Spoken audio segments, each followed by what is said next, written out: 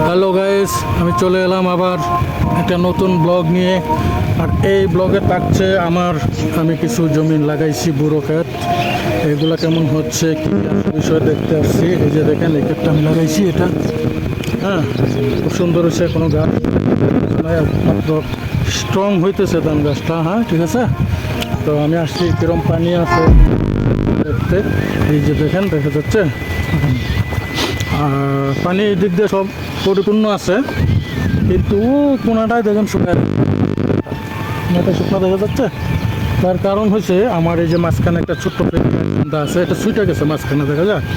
এইটা এখন আপনাদেরকে দেখাবো।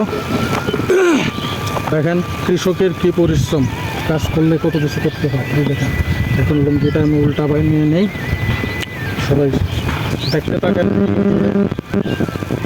আমি এখন একটা ঠিক করবো, বাস লুঙ্গি বাঁধতে পারলাম। এই যে নামা পড়বো মাছ বড়।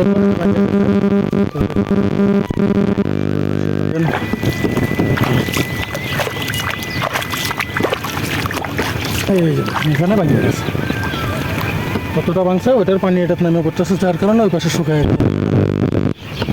ঠিক আছে, মোবাইলটা দেখে রাখা যায় কিনা আমার স্ট্যান্ডটা।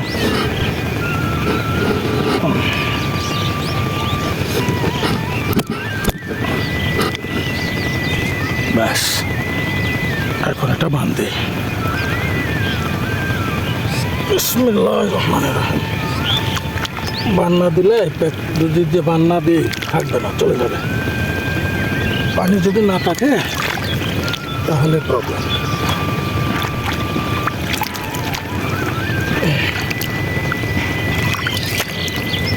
দেওয়ার আগে একটু ব্রেক।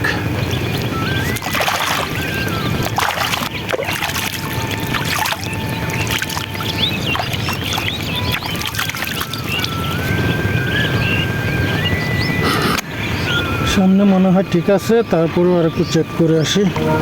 এই যে দেখেন, এখানে চলে যাচ্ছে।